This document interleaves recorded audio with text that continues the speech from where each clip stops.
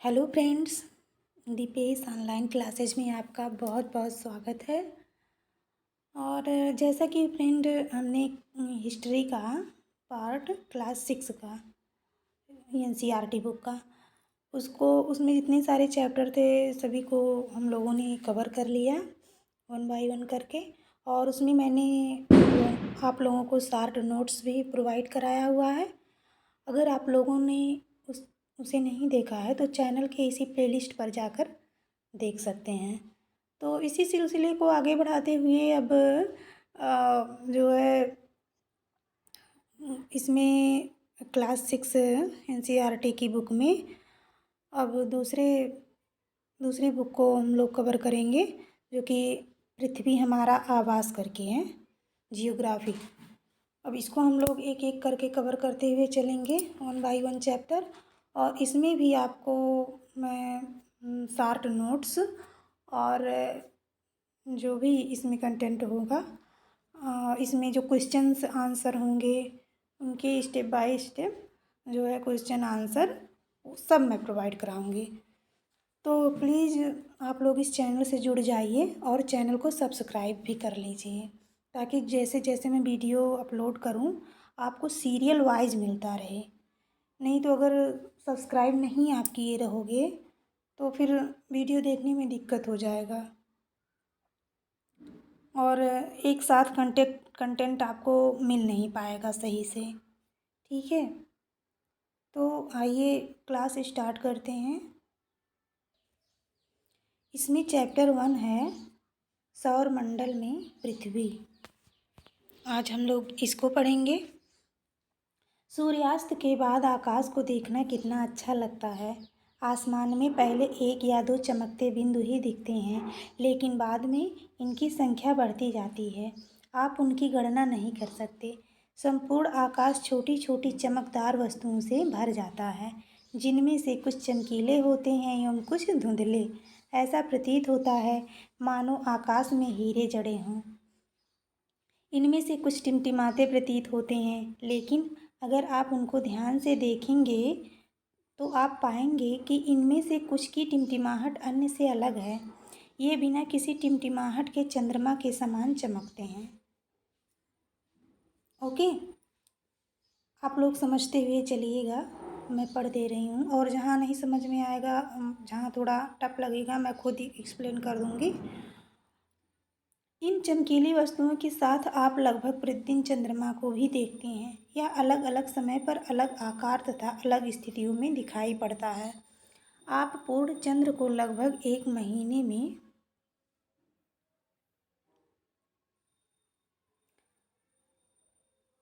एक बार देख सकते हैं। यह पूर्ण चंद्रमा वाली रात या पूर्णिमा होती है। ठीक है, 15 दिन के बाद आप इसे नहीं देख सकते। यह नए चंद्रमा की रात्रि या अमावस्या होती है।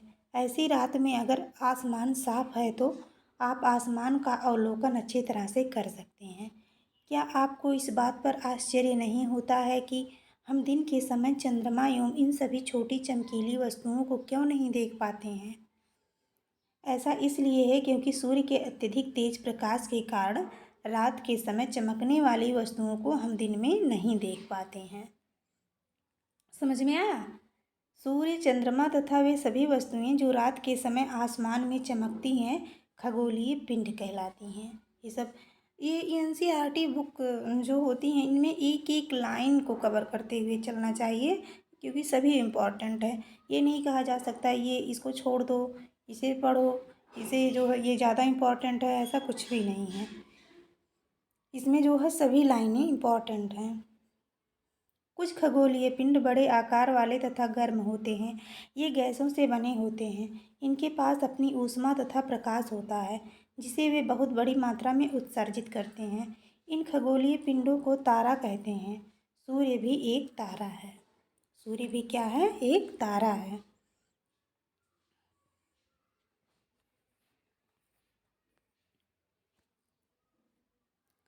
रात के समय चमकते हुए अनगिनत तारे सूर्य के समान ही हैं, लेकिन हमसे बहुत अधिक दूर होने के कारण हम लोग उनकी ऊष्मा या प्रकाश को महसूस नहीं करते हैं तथा वे अत्यंत छोटे दिखाई पड़ते हैं। ठीक है। आपने अवश्य ध्यान दिया होगा कि कुछ दूरी से देखने पर सभी वस्तुएं छोटी दिखाई पड़ती हैं। अत्यधिक ऊंचाई पर उड़ रहा हवाई जहाज कितना छोटा दिखाई देता है। इसी तरह से जो तारा होता है वो सूर्य की तरह है ही होता है, लेकिन अब सूर्य हम लोगों से पृथ्वी से नज़दीक है और तारे बहुत ज़्यादा, ये सब तारे जो हैं बहुत ज़्यादा दूर हैं, इसीलिए छोटे दिखाई देते हैं। और उदाहरण भी दिया गया है कि कैसे, जैसे वो एरोप्लेन होता है उसको नज़दीक से देखिए तो वो बड़ा रहता है, लेकिन जब वो आकाश में उड़ता है कितना छोटा दिखाई देता है। जैसे एग्जाम्पल दिया गया है इसी तरह से। रात्रि में आसमान की ओर देखते समय आप तारों के विभिन्न समूहों द्वारा बनाई गई विविध आकृतियों को देख सकते हैं। ये नक्षत्र मंडल कहलाते हैं। अर्सा मेजर या बिग बियर इसी प्रकार का एक नक्षत्र मंडल है। कभी कभी पूछा जा सकता है और ये क्वेश्चन कई कॉम्पिटिटिव एग्जाम्स में बना भी है, अर्सा मेजर या बिग बियर वाला। तो इस प्रकार का एक नक्षत्र मंडल है। बहुत आसानी से पहचान में आने वाला नक्षत्र मंडल है सप्तऋषि।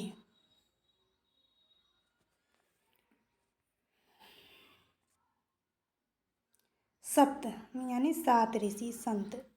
यह 7 तारों का समूह है जो कि नक्षत्र मंडल अर्सा मेजर का भाग है।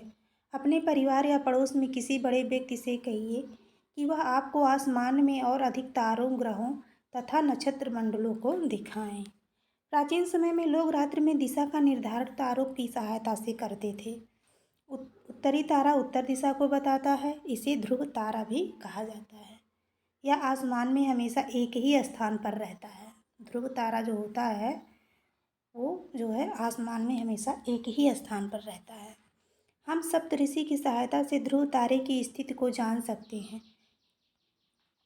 चित्र जो दिया गया है इसमें आप देखेंगे कि यदि सप्तऋषि मंडल के संकेतक तारों को आपस में मिलाते हुए एक काल्पनिक रेखा खींची जाए एवं उसे आगे की ओर बढ़ाया जाए तो यह ध्रुव तारे की ओर इंगित करेगी। इसको देख लेते हैं। ये देखिए ऐसे करके यहाँ पे उत्तर की तरफ ध्रुव तारा है।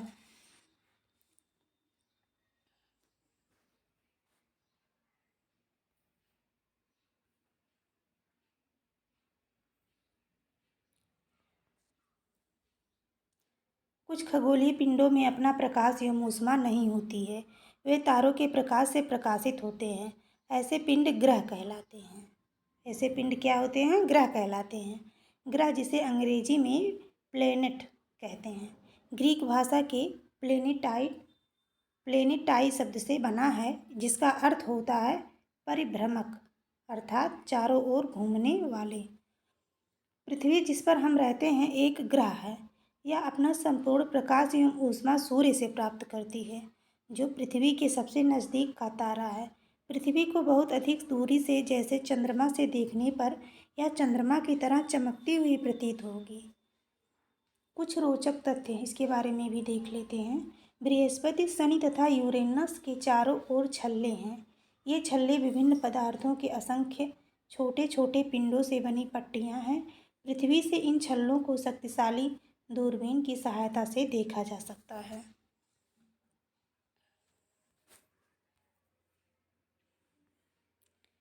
इसको भी वीडियो रोक करके आप देख लीजिएगा और इसको पढ़ लीजिएगा।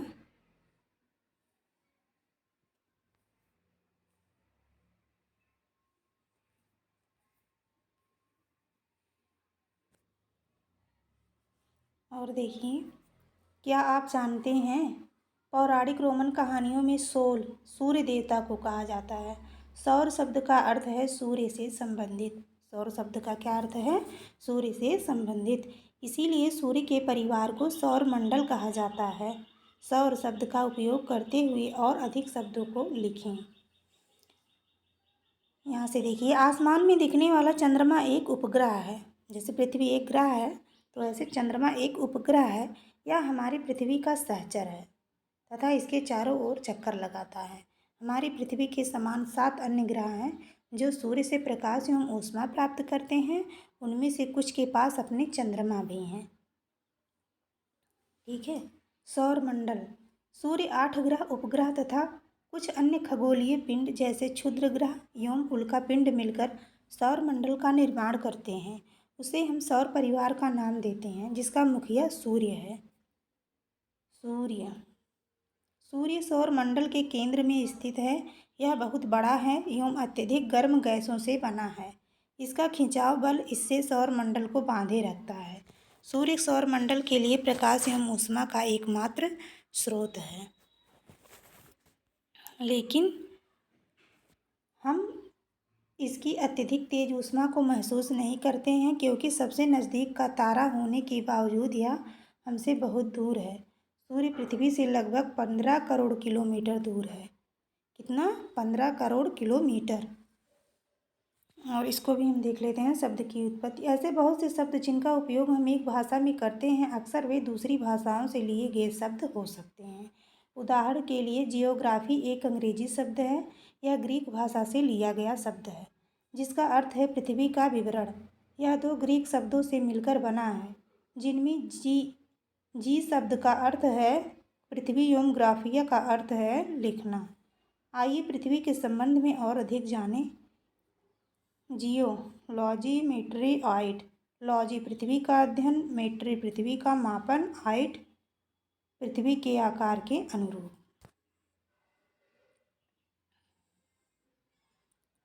देखिए ग्रह के बारे में।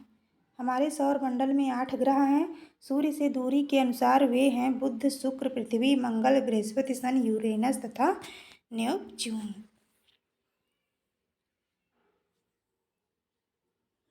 सौर मंडल के सभी 8 ग्रह एक निश्चित पथ पर सूर्य का चक्कर लगाते हैं। ये रास्ते दीर्घवृत्ताकार में फैले हुए हैं। ये कक्षा कहलाते हैं। बुध सूर्य के सबसे नज़दीक है। बुध सूर्य के सबसे नज़दीक है।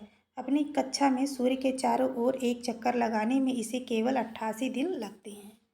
बुध को।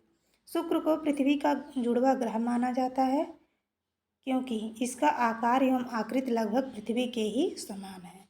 इसीलिए क्या होता है, शुक्र को पृथ्वी का जुड़वा ग्रह माना जाता है। और कहीं कहीं पूछ लेता है जुड़वा बहन, तो भी हम शुक्र को ही लगाएंगे।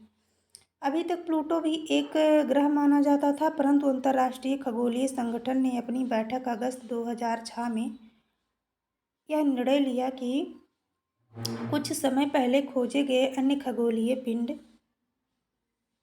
2003 यूवी सिरस तथा प्लूटो बौने ग्रह कहे जा सकते हैं।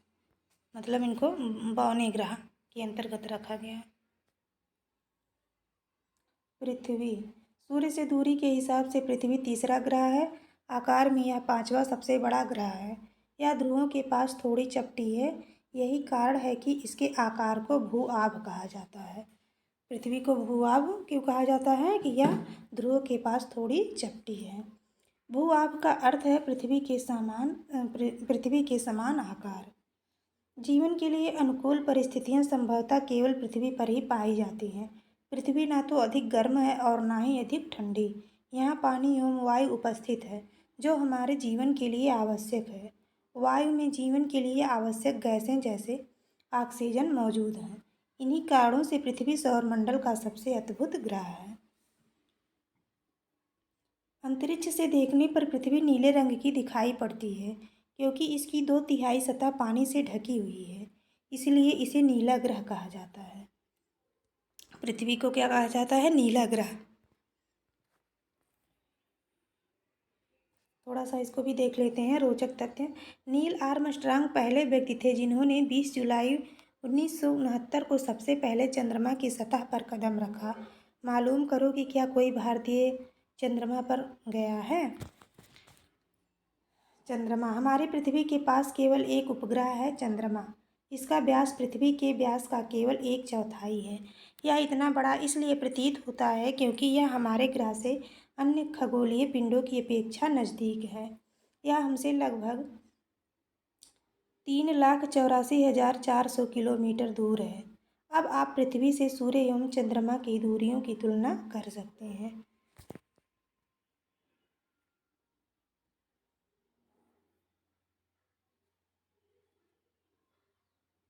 ये सब मानव निर्मित उपग्रह हैं। रॉकेट रॉकेट का प्रक्षेपण, रॉकेट का पृथ्वी पर गिरना, उपग्रह का कक्षा में प्रवेश। उपग्रह एक खगोलीय पिंड है जो ग्रहों के चारों ओर उसी प्रकार चक्कर लगाता है जिस प्रकार ग्रह सूर्य के चारों ओर चक्कर लगाते हैं।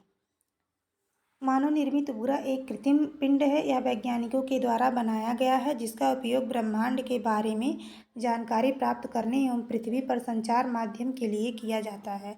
इसे रॉकेट के द्वारा अंतरिक्ष में भेजा जाता है एवं पृथ्वी की कक्षा में स्थापित कर दिया जाता है। अंतरिक्ष में उपस्थित कुछ भारतीय उपग्रह इनसैट, IRS, एडुसैट इत्यादि हैं। इन उपग्रहों के नाम आप याद रखिएगा, ये पूछ सकता है।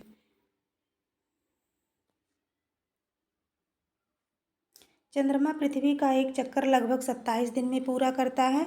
लगभग इतने ही समय में यह अपने अक्ष पर एक चक्कर भी पूरा करता है। इसके परिणाम स्वरूप पृथ्वी से हमें चंद्रमा का केवल एक ही भाग दिखाई पड़ता है। चंद्रमा की परिस्थितियां जीवन के लिए अनुकूल नहीं हैं। इसकी सतह पर पर्वत, मैदान एवं गड्ढे हैं जो चंद्रमा की सतह पर छाया बनाते हैं। पूर्णिमा के दिन चंद्रमा पर इनकी छाया को देखा जा सकता है। जब चाँद पूरा रहता है, एकदम पूर्ण गोल होता है, तो उसमें काले काले जो धब्बे दिखाई देते हैं तो वो होते हैं जो उसकी सतह पर पर्वत, मैदान एवं गड्ढे हैं, वही उसमें जो है उसी के धब्बे दिखाई देते हैं। क्षुद्र ग्रह। तारों, ग्रहों एवं उपग्रहों के अतिरिक्त असंख्य छोटे पिंड भी सूर्य के चारों ओर चक्कर लगाते हैं। इन पिंडों को क्षुद्र ग्रह कहते हैं। इन पिंडों को क्या कहते हैं? क्षुद्र ग्रह। ये मंगल एवं बृहस्पति की कक्षाओं के बीच पाए जाते हैं। वैज्ञानिकों के अनुसार क्षुद्र ग्रह ग्रह के ही भाग होते हैं जो कि बहुत वर्ष पहले विस्फोट के बाद ग्रहों से टूटकर अलग हो गए। अब आइए जानते हैं उल्का पिंड। सूर्य के चारों ओर चक्कर लगाने वाले पत्थरों के छोटे छोटे टुकड़ों को उल्का पिंड कहते हैं। उल्का पिंड किसे कहते हैं? सूर्य के चारों ओर चक्कर लगाने वाले पत्थरों के जो छोटे छोटे टुकड़े होते हैं उसे क्या कहते हैं? उल्का पिंड। कभी कभी ये उल्का पिंड पृथ्वी के इतने नज़दीक आ जाते हैं कि इनकी प्रवृत्ति पृथ्वी पर गिरने की होती है। इस प्रक्रिया के दौरान वायु के साथ घर्षण होने के कारण ये गर्म होकर जल जाते हैं। फलस्वरूप चमकदार प्रकाश उत्पन्न होता है। कभी कभी कोई उल्का पूरी तरह जले बिना पृथ्वी पर गिरती है जिससे धरातल पर गड्ढे बन जाते हैं। क्या आपने तारों वाले खुले आकाश में एक ओर से दूसरी ओर तक फैली चौड़ी सफ़ेद पट्टी की तरह एक चमकदार रास्ते को देखा है? यह लाखों तारों का समूह है। यह पट्टी आकाशगंगा यानी मिल्की वे है। हमारा सौरमंडल इस आकाशगंगा का एक भाग है।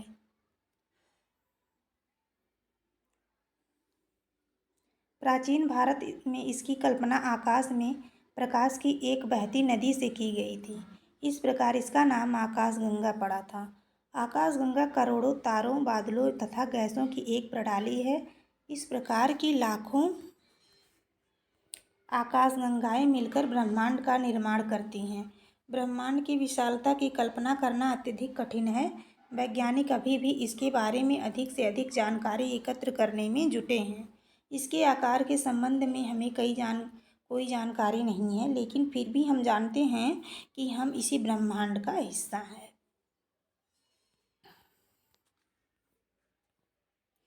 अब जो इसमें क्वेश्चंस हैं, ये अब जो अध्याय पूरा हो गया है, अब इसमें जो क्वेश्चंस दिए गए हैं इनको मैं अगले वीडियो में एक अलग से वीडियो बनाकर इनको सॉल्व कराऊंगी। ठीक है, तो चैनल को आप सब्सक्राइब कर लीजिए जो कि चैप्टर वाइज आपका कंटेंट अच्छे से पूरा होता चले और नोट्स भी बनाते हुए चलिए। जैसे और उसी नोट्स में इसको भी जो मैं क्वेश्चंस के आंसर लिखवाऊंगी, आपको बताऊंगी, उसको भी उसी में नोट करते हुए चलिएगा। तभी चीज़ें अच्छे से समझ में आएंगी। और एक तरह से जो हम लोगों ने इस चैप्टर को पढ़ा, कवर किया, और अगले वीडियो में जब मैं क्वेश्चंस के आंसर बताऊंगी तो एक तरह से वो रिवाइज होता चला जाएगा, तो चीज़ें आसानी से भूलेंगी नहीं। और इसी तरह से वीडियो देखते रहिए और चैनल को लाइक एवं सब्सक्राइब ज़रूर कर दीजिए। Thanks for watching.